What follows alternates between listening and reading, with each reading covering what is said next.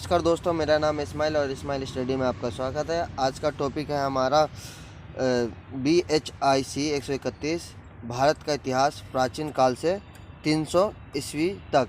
यह इग्नू के सिलेबस से रिलेटेड है। ठीक है, इग्नू का बुक से है। इग्नू के ही किताब में से पहला चैप्टर है प्राचीन भारतीय इतिहास के स्रोत। यह इस चैप्टर में हम जानेंगे कि इतिहास के क्या क्या स्रोत रहे हैं, या हमें इतिहास के बारे में कैसे पता चलता है, क्या क्या स्रोत है, किस चीज़ से हमें इतिहास के बारे में पता चलता है।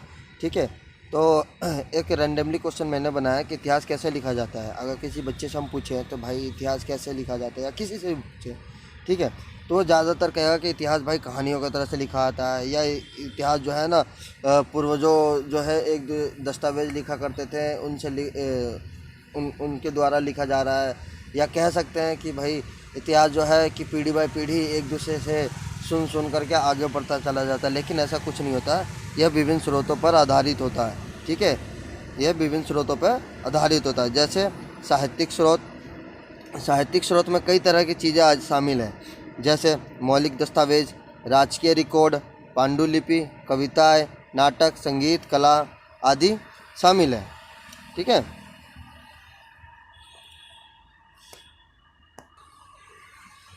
इतिहासकार जो होते हैं, जो हमारे पुरातात्विक विभाग जो होते हैं, वो क्या करते हैं, इन्हीं की मदद से उन काल का या उस समय की जानकारी जुटाते हैं। किनकी वजह से? मौलिक दस्तावेज से, राजकीय रिकॉर्ड हो गया, पांडुलिपि, कविता, नाटक जो उस समय में लिखे गए हैं, उन्हीं के सहायता से या उन्हीं की स्रोत से ये क्या होता है कि इतिहास हमारे जो लिखे हुए हैं, इतिहास की किताब बनी पड़ी है। ठीक है, इतिहासकारों द्वारा ने इन्हीं की मदद से लिखे हैं। अगला टॉपिक है प्राचीन भारत के इतिहास। अगला पॉइंट है प्राचीन भारत के इतिहास के पुनर्निर्माण के लिए हमारे पास विभिन्न स्रोत हैं। मोटे तौर पर उन्हें दो मुख्य श्रेणियों में वर्गीकृत किया जा सकता है। किन दो मुख्य है, ऐसे तो तीन है, लेकिन दो मुख्य श्रेणी है। ठीक है, कौन कौन से हैं आइए पता करते हैं। पहला है साहित्यिक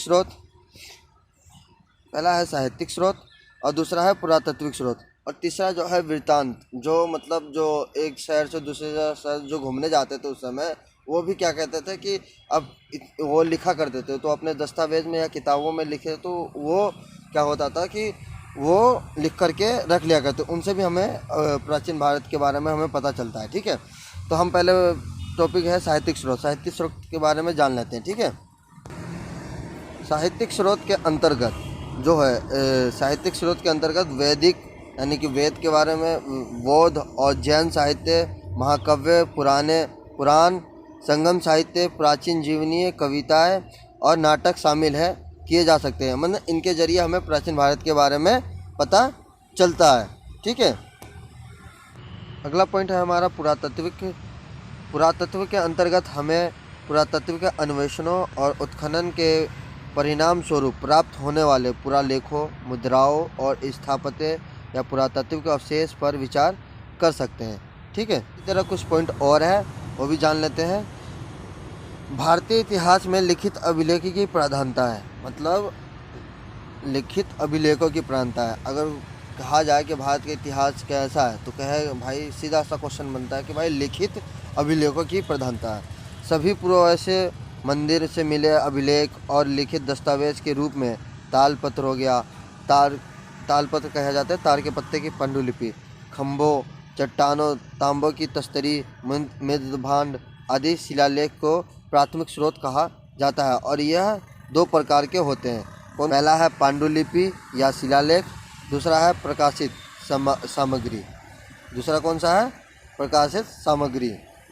जो ये दो टॉपिक है, पांडुलिपि लेख और प्रकाशित सामग्री, ये दोनों क्या होते थे कि इतिहासकार जो थे वो इतिहासकार द्वारा इनका उपयोग लेख, किताब या लिखित इतिहास के रूप में लिखने के लिए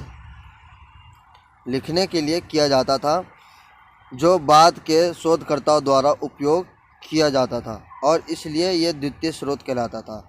जो पांडुलिपि हो गया या प्रकाशित सामग्री हो गया, इसका क्या जो इतिहासकार जो होता था या जो उस समय लिखा करते थे उनका ज़्यादातर के इन्हीं का उपयोग करते थे। ठीक है। और जो शोधकर्ता होते हैं जैसे इतिहासकार हो गया, आपको मैं बता दूं जैसे पुरातात्विक विभाग हो गए, वो पुरातात्विक विभाग के द्वारा इनका वो इतिहास के बारे में जानने की कोशिश करते थे, इसलिए ये द्वितीयक स्रोत भी कहलाते हैं। कौन अगला टॉपिक है हमारा कि भारत के इतिहास को कितने भागों में बांटा गया है। भारत के इतिहास को 3 भागों में बांटा गया है। कौन कौन से भागों में बांटा गया है? पहला है प्राचीन, ठीक है, फिर उसके बाद मध्यकालीन, उसके बाद ये आ गया आधुनिक। ठीक है, हम जानकारी लेंगे किसकी? प्राचीन की, क्योंकि हमें इसमें प्राचीन के बारे में जानकारी लेना है। मध्यकालीन के बारे में सेकेंड ईयर में पढ़ेंगे और आधुनिक का तो थर्ड ईयर है ही है। ठीक है, तो प्राचीन जो है, प्राचीन भारत के जो इतिहास के जो स्रोत है उसको भी कई भागों में बांटा गया है। आइए देखते हैं कितने भागों में बांटा गया है। प्राचीन भारत के इतिहास के जो स्रोत है उसको 3 भागों में बांटा गया है। पहला है साहित्यिक स्रोत, दूसरा है पुरातात्विक स्रोत और तीसरा है यात्रा वृत्तांत। मैं आपको क्या बताया था? साहित्यिक स्रोत जो लिखित दस्तावेज में हो गया, पुरातात्विक स्रोत जो खनन के द्वारा जो मिले गए मृदबांड हो गया, सिक्के हो गया, और यात्रा वृत्तांत हो गया जो उस समय के लोग जो होते थे, जो घूमने जाते थे, जो यात्रा करते थे, उनके द्वारा लिखी गई किताबों से हमें भारत के इतिहास के बारे में पता चलता है। ठीक है, अब हम जो है ये तीनों टॉपिक पर डिस्कस करेंगे। ठीक है, पहला जो है डिस्कस हमारा किसके साथ है? साहित्यिक स्रोत के साथ है। ठीक है, किसके? पहला टॉपिक है हमारा क्या है? वैदिक साहित्य। वैदिक साहित्य के बारे में कुछ जानकारी ले लेते हैं, उसके बाद आगे हम बढ़ते हैं। ठीक है, वैदिक साहित्य को जानने के लिए मैंने कुछ पॉइंट बनाए हैं। ठीक है, उस पॉइंट के माध्यम से मैं वैदिक साहित्य को समझाने की पूरी कोशिश करूँगा। ठीक है, पहला पॉइंट है भारत उपमहाद्वीप के सबसे पहला साहित्यक जो है वो वैदिक साहित्य है। ठीक है, और वेद जो है, वेद शब्द संस्कृत मूल के वेद शब्द से बना है। ठीक है, जिसका अर्थ है जानने के लिए, या वेद का अर्थ है ज्ञान।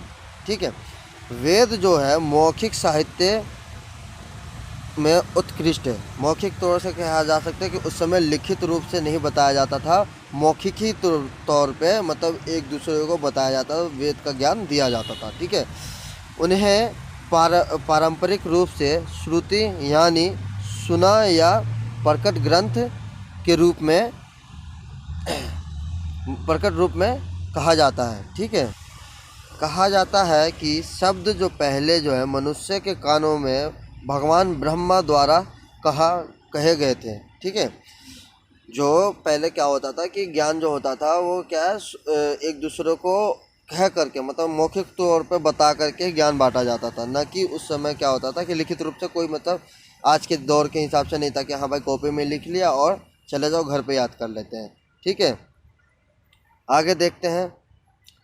संस्मरण के रूप में उन्हें एक पीढ़ी से दूसरी पीढ़ी के सौंप दिया जाता था। मतलब एक पीढ़ी को उन्होंने पढ़ाया, फिर दूसरी पीढ़ी को जब मर जाते थे तो वो मरने से पहले क्या करते थे कि अपने आने वाली पीढ़ी को बता दिया करते थे। ठीक है, पॉइंट है वैदिक साहित्य शास्त्रीय संस्कृत से अलग भाषा में है, इसे वैदिक संस्कृति कहा जाता है।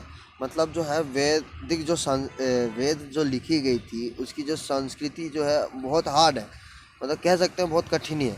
उसके लिए वेदांग बनाए गए हैं वेद को समझने के लिए। ठीक है, उसके बारे में भी हम पढ़ेंगे। ठीक है, वैदिक साहित्य जो है हमें 3 रूपों में वर्गीकृत किया गया है। साहित्य संग्रह, और दूसरा है अनावक्य और उपनिषद, और तीसरा है श्रुत ग्रंथ और स्मृति। साहित्य संग्रह में हम वेद के बारे में जानेंगे। उम्मीद है कि आपको वेद के बारे में जानकारी होगा कि भाई कितने वेद हैं। मोस्टली हमारे जो है वो 4 वेद हैं। कौन कौन से हैं? ऋग्वेद है, सामवेद है, यजुर्वेद है और अर्थात वेद है। कौन कौन से हैं? सामवेद, यजुर्वेद, ऋग्वेद और अर्थात वेद। हम अब ऋग्वेद के बारे में जानते हैं। ऋग्वेद जो है ऋग्वेद में 10 मंडल है।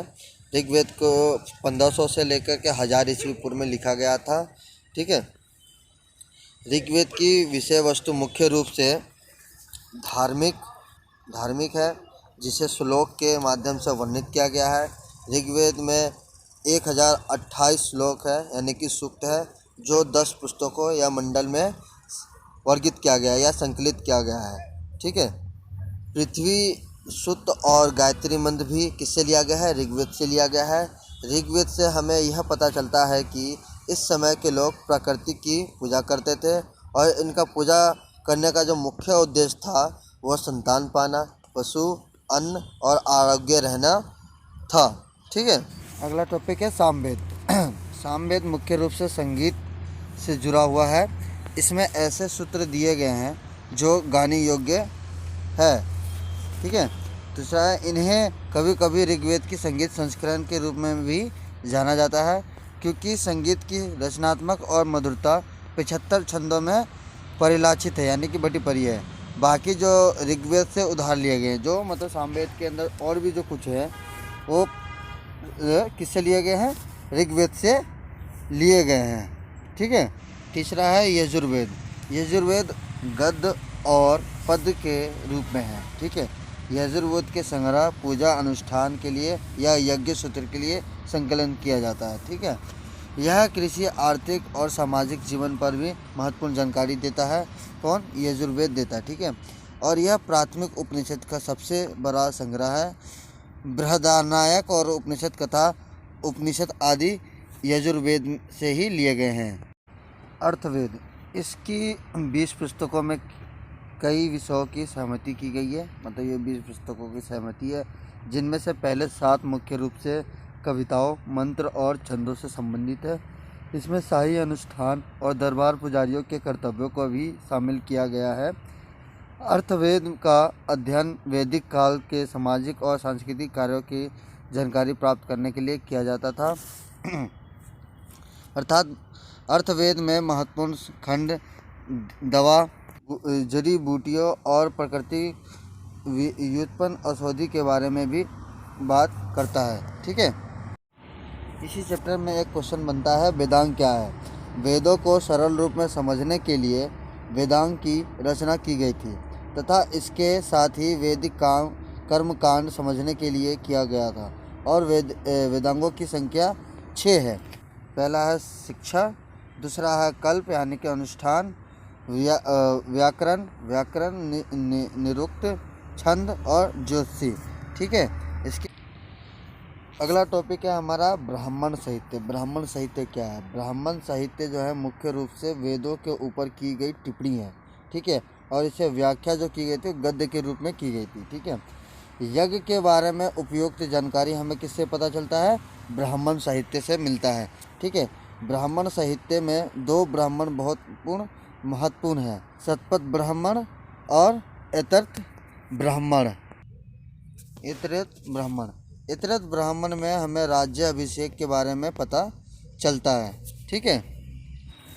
अगला टॉपिक है आनक्य और उपनिषद। आनक्य क्या है? आनक्य जो है, आनक्य शब्द का अर्थ है जंगल या बिहार। यह माना जाता है कि जो लोग वानप्रस्थ यानी कि जंगल को जाते थे वह आनक्य ग्रंथ का पाठ करते हैं, इसलिए इसका नाम आनक्य है। ठीक है। आनक्य की संख्या 7 है। ठीक है। इनमें मंत्र रहस्यवादी है और विषय वस्तु के बारे में वर्णन करता है। कहा जाता है कि आनक्य जो है वो जंगलों में इनका वर्णन किया गया है। ठीक है। इसलिए जो लोग मतलब अपनी वृद्ध अवस्था में जो संन्यास लेने चले जाते थे जंगलों में, वो आनक्य की पाठ करते थे। अगला पॉइंट है उपनिषद। उपनिषद शब्द जो है उप से बना है, जिसका अर्थ है पास या निकट, और निषद का अर्थ है बैठ जाना के जुड़ने से बना है। क्या? उपनिषद। उपनिषद हमें मुख्य रूप से दार्शनिक समस्याओं के बारे में बताता है या बताया गया है। उपनिषद से हमें आत्मा, परमात्मा, मोक्ष इत्यादि के बारे में जानकारी मिलती है। उपनिषद की संख्या कितनी है? कुल 108 है। ठीक है। अगला टॉपिक है हमारा सूत्र ग्रंथ और स्मृति। सूत्र ग्रंथ क्या है? 600 ईस्वी से 300 BCE यानी कि ईस्वी पूर्व तक लिखा गया है। ठीक है। यह वैदिक साहित्य के बाद का हिस्सा है। यह महान ऋषियों द्वारा रचे गए थे। सूत्र ग्रंथ कर्मकांड पर आधारित है। यह 3 प्रकार के होते हैं। ठीक है। पहला है स्रोत सूत्र, महान बलिदानों को करने के लिए नियम है। ठीक है। उसके बाद आ जाता है आपका गृह सूत्र, दैनिक जीवन के सरल समारोह और बलिदानों के लिए दिशा निर्देश शामिल है। उसके बाद है धर्म सूत्र, यह अत्यधिक आध्यात्मिक और गैर धार्मिक कानूनों का दिशा निर्देशक है। ठीक है, की पुस्तक है और यह सबसे पुरानी कानून की पुस्तकें हैं। सूत्र और स्मृति लेख आम जनता और शासकों के लिए नियम और कानून है। ठीक है, इन्हें आधुनिक अर्थों में संविधान के रूप में प्राचीन भारतीय में राजनीतिक और समाज के लिए कानून किताब कहा जाता था। इन्हें धार्मिक भी कहा जाता है, धर्मशास्त्र भी कहा जाता है। ठीक है। सूत्रों के बाद के ग्रंथ स्मृति ग्रंथ है। स्मृति ग्रंथ अगला टॉपिक हमारा है स्मृति ग्रंथ। यह 3 प्रकार के होते हैं, मनुस्मृति, नारद स्मृति और याज्ञवल्क्य स्मृति। ठीक है, ये लगभग 200 ईस्वी BCE यानी कि ईस्वी पूर्व और 900 ईस्वी के बीच में रचे गए थे। ये विभिन्न वर्णों के साथ साथ राजाओं और उनके अधिकारियों के कर्तव्यों के बारे में उल्लेख है। किसमें? स्मृति में। इसमें शादी और संपत्ति के लिए भी नियम तय किए गए हैं। ठीक है। इसमें चोरी, हमले, हत्या या व्यभिचार आदि के लिए व्यक्तियों को दंड का भी विधान है, यानी कि एक तरह से कह सकते हैं कि कानूनों का किताब बना हुआ था स्मृति। ठीक है। यह BHIC 131 का पहला चैप्टर था। इसमें प्राचीन भारत इतिहास के स्रोत है। उम्मीद करता हूँ कि तुम्हें सारे समझ में आए होंगे। नहीं होंगे तो कमेंट में बता देना, जो टॉपिक समझ में आए उसको मैं बता दूंगा और कोशिश करूंगा कि उसके 4 पार्ट में इसे डिक्लेयर करूं। और ये जो वैदिक साहित्य का जो था, इसमें मैंने कुछ और टॉपिक रह गए हैं, तो इसके मैं क्या करूंगा कि ये नेक्स्ट पार्ट में आपको कंप्लीट करके दे दूंगा। ठीक।